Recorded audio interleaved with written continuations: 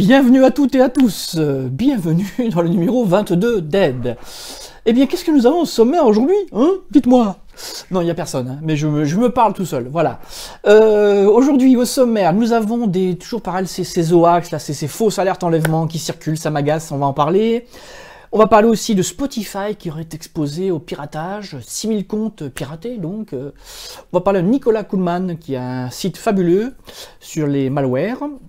Et on va terminer par un concours CryptoKey. Oui, ça faisait longtemps qu'on n'avait pas fait de concours, ça faisait au moins 15 jours. Allez, on va commencer par les fameux hoax. Alors les hoax, c'est quoi? Ce sont des fausses nouvelles qu'on propage par Internet, via mail, via réseaux sociaux. Et Didier, donc l'un des contributeurs des SOSPC, m'en a redonné une de ces alertes-là qui circule encore en ce moment, beaucoup sur Facebook. Je voulais en reparler parce que c'est une alerte. Je vais vous mettre, hop, ici, la capture d'écran, et c'est une alerte 2005, et quand on la lit, quand on la lit vraiment de près, on se rend compte que c'est de absurdité complète, et vous l'avez sûrement vu ou reçu dans votre boîte aux lettres, ou vu sur Facebook. Alors c'est un gros carré rouge, comme les alertes enlèvement qu'on voit à la télévision, machin. Alors, donc, c'est alerte enlèvement, mais dans le carré rouge, on dit en gros, si vous rencontrez un petit garçon ou une petite fille avec dans les mains une adresse, ne le conduisez pas à cette adresse, sinon vous allez être kidnappé, machin. Alors, ça me fait bien rigoler parce qu'on parle d'une alerte enlèvement, d'accord? Mais une alerte enlèvement, c'est quoi? C'est quelqu'un a été enlevé, on veut le retrouver, en général des enfants. Là, dans cette alerte enlèvement-là, on vous parle de quelque chose qui pourrait vous arriver, donc ça ne tient pas debout. Si on regarde attentivement cette alerte, on voit qu'à la fin, il y a une grosse faute de dyslexie énorme. Donc je ne pense pas que le gouvernement diffuserait donc des alertes comme ça. Enfin bon, bref, voilà. Donc moi je voulais reparler de ces hoax parce que le problème c'est que ça engorge les réseaux, ça engorge les boîtes aux lettres, ça participe à la désinformation, on vous fait avaler n'importe quoi. S'il vous plaît, lisez un petit peu avant de relayer. Des fois vous relayez, vous ne lisez même pas ce que vous relayez. Et puis c'est surtout une perte de temps. Une perte de temps quand vous avez 30 mails, il y en a 10 qui servent à rien, quoi. On a autre chose à faire dans notre magnifique vie que de lire des emails pas intéressants. Voilà, on peut lire des emails des SOSPC. Voilà, par exemple, sospcnews@gmail.com. Voilà, c'était... Voilà, merci à Didier de m'avoir rappelé cette news. On va parler d'une news, tiens, par Azamos. Alors Azamos m'a rappelé une news que j'avais vu passer, mais j'avais pas trop décortiqué. Alors, Spotify, donc, aurait été exposé à du piratage. 6000 comptes auraient été... les identifiants et les mots de passe de 6000 comptes auraient été mis dans la nature. Alors, je dis aurait, j'utilise le conditionnel, parce que justement, voilà, c'est le genre de gros titre qu'il ne faut pas lire comme ça rapidement, parce que si je vous dis ce titre comme ça, bah, vous pensez que Spotify a été piraté, qu'il y a une faille de sécurité. Eh bien non! Spotify n'a aucun problème. Alors je ne les connais pas, je n'ai pas de partenariat avec eux, mais je les défends parce que ce n'est pas vrai, ils n'ont eu aucun souci. Ce qui s'est passé, c'est des petits malins, des petits pirates. Ils ont pris un ensemble de mails qu'ils avaient récupérés à droite et à gauche. Ils avaient mis avec ces mails, des identifiants et des mots de passe très utilisés. ABCD, 1, 2, 3, 4, bonjour, au revoir, le jour de la semaine, samedi, dimanche, lundi.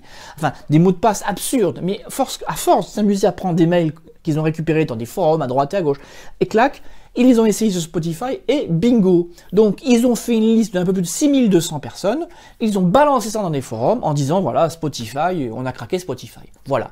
Donc, je voulais vraiment le dire, Spotify n'a rien à voir avec ce problème. Le problème, c'est vous. Oui, c'est vous qui, mettez des mots de passe ridicules, ultra basiques, qu'on peut facilement deviner. Alors, ne mettez pas le prénom de vos enfants aussi, arrêtez aussi, il y a des conneries comme ça.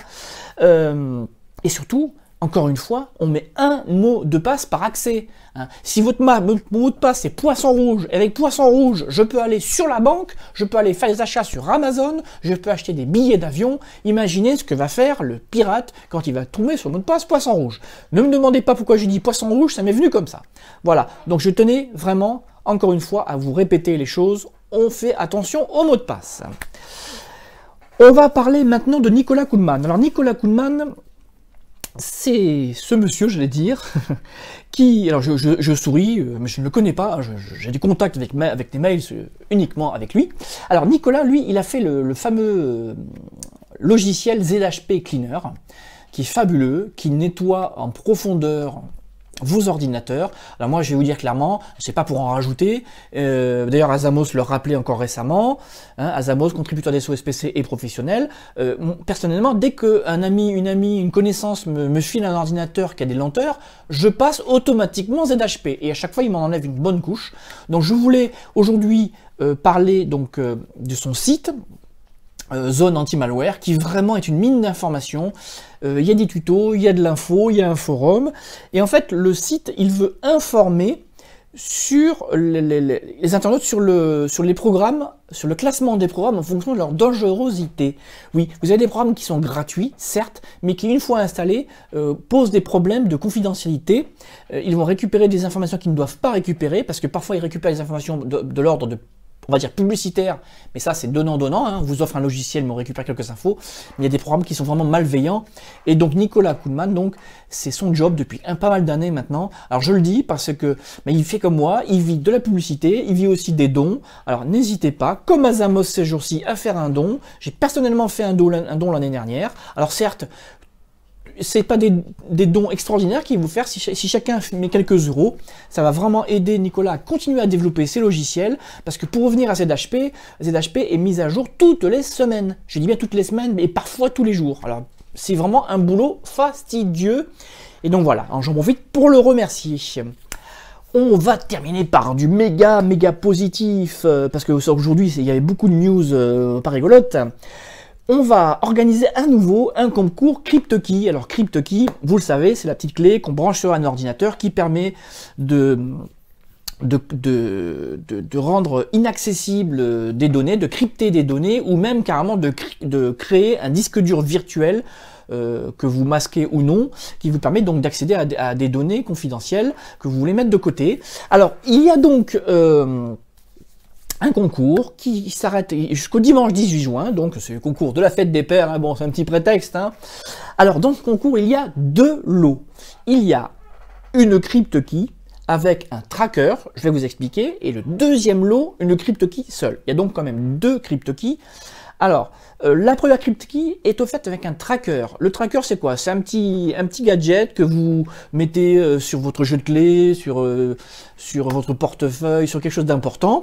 Et l'intérêt, c'est que vous pouvez après, avec une application sur votre téléphone, et donc grâce au Bluetooth, à la portée du Bluetooth, retrouver vos clés, votre portefeuille, ce que vous avez accroché, ou votre CryptoKey tout simplement, et grâce à une application sur votre téléphone, à l'aide du Bluetooth, alors attention, le Bluetooth c'est entre 15 et 25 mètres la portée maximum, retrouvez vos clés. Donc imaginons, vous ne trouvez pas votre femme, imaginons, hop, enfin, vous ne trouvez pas régulièrement votre femme, vous mettez ce petit tracker dans la poche de son pantalon, et dès que vous la cherchez, clac, ah, elle est là. Donc moi je vais par là. Voilà, donc juste pour dire que il y a un concours. Je vais vous poser une question dans quelques instants, mais je profite pour relier donc la promotion, parce qu'en même temps que ce concours et ces deux lots mis en jeu, je propose de relayer donc, je vous propose donc une information. La CryptoKey fait 59,90 €. Jusqu'au 18 juin, elle ne fait plus que 53,90 €, donc elle est moins chère, et on va vous offrir en plus un tracker. Voilà. Alors il y a plusieurs couleurs, c'est en fonction des disponibilités, donc je ne rentrerai pas dans les disponibilités couleurs, mais tout ça pour dire que pour 53,90 €, vous avez la CryptoKey, un tracker, petite promotion jusqu'au 18 juin. Pour ce qui est de la question, hein, parce que je vais quand même vous poser une question, parce que vous allez m'envoyer un mail à sospcnews@gmail.com pour participer au concours, il y aura donc un tirage au sort, résultat donc du concours le 18 juin sur les réseaux sociaux. La question est très simple. Si vous avez un doute, vous n'hésitez pas à aller voir le tutoriel, je vous mettrai le lien. Alors, la CryptoKey permet de crypter des données sur votre ordinateur, c'est très bien. La CryptoKey permet de créer un disque virtuel sur votre ordinateur, c'est très bien. Mais la CryptoKey, est-ce que elle est capable de crypter les données que vous allez déposer sur elle-même? Parce que la CryptoKey, elle a 8 Go d'espace, donc est-ce que dans cette CryptoKey, vous allez pouvoir ou non crypter les données? Voilà, alors, petit 1, oui. Bien évidemment, je peux crypter des données, sinon quel intérêt d'avoir une CryptoKey? 2, ah non, la CryptoKey, elle ne crypte que les données sur le portable. Voilà, le portable ou la tour ou l'ordinateur que vous aurez choisi. Voilà, donc je vous invite à envoyer avant donc la fin du concours à sospcnews@gmail.com votre réponse 1 ou réponse 2. Si vous avez un doute, vous avez le tuto. Sur ce, je regarde le compteur. On arrive à 10 minutes, vous voyez, en ce moment c'est 10 minutes, hein. C'est plus les 6 à 7 minutes, c'est comme ça. Ben qu'est-ce que vous voulez, je suis bavard, voilà. Allez, je vais vous laisser, et puis je vous dis à la semaine prochaine, voilà. C'est pas une question, c'est pas une demande, c'est voilà, je vous attends la semaine prochaine pour le numéro 23.